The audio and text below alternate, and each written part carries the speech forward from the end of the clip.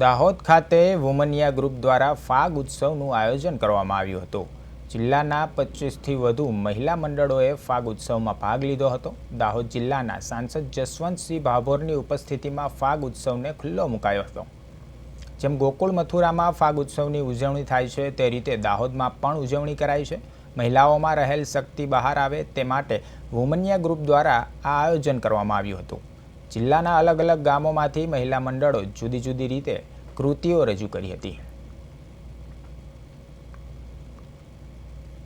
દાહોદ જિલ્લાની અંદર જેમ જેમ હોળી નજીક આવી રહી છે તેમ તેમ ઉત્સવોનો જે છે તે શરૂ થવા પામ્યા છે। આજ રોજ જે વુમનિયા ગ્રુપ દ્વારા જે કહી શકાય ફાગણ ઉત્સવનું આયોજન કરવામાં આવ્યું છે તે કેટલીક બહેનો આપણી જોડે છે તેમની પાસેથી જાણવાનો પ્રયાસ કરીશું।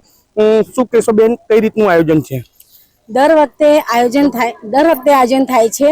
જેમ વૃંદાવનમાં હોળી રમાય છે, મથુરામાં હોળી રમાય છે, તેમ અમે કોશિશ કરીએ છીએ કે અમે પણ અહીંયા દાહોદ ખાતે અમે લોકો પણ એવી રીતે હોળીનું આયોજન કરીએ અને શ્રી આપણે રીનાબેન પંચાલ તરફથી આયોજન થાય છે અને બધા બહેનો બધા ગ્રુપ એક ગ્રુપ તરફથી બધા આવે છે અને હોળીનો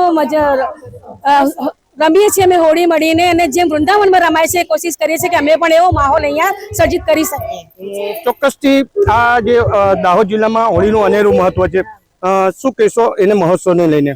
બહુ સરસ મહોત્સવ, એક પ્લેટફોર્મ પર બધી દાહોદની લેડીઝોને ભેગા કરવું અને આવો સરસ આયોજન કરો, બહુ સરસ। આ 13 વર્ષથી રીનાબેન આયોજન કરે એના માટે રીનાબેનને ખૂબ ખૂબ ધન્યવાદ કે બધાને લાવો મળે પોતાની પરફોર્મન્સ આપવાનો। દરેક ભજન મંડળને પોતપોતાનું એટલે બધા ભેગા થાય ને સરસ બહુ સરસ છે, બહુ મજા આવી। અમે દર વર્ષે આવીએ છીએ ને જમવાનું આ તે પ્રસાદી બધું લઈને જઈએ, બહુ સરસ આયોજન છે। આ જે મહોત્સવ છે ફાગણોત્સવ તેનું એક મહત્વ રહેલું છે। દાહોદ જિલ્લો છે તેમાં હોળીનું પણ એક અનેરું મહત્વ છે, જેને લઈ આ ફાગણ ઉત્સવ દર વર્ષે થઈ રહ્યો છે। ત્યારે મહિલાઓ હાલ ઉત્સાહભેર ભાગ લઈ રહી છે। પ્રિતેશ પંચાલ, પ્રદેશ 24, દાહોદ।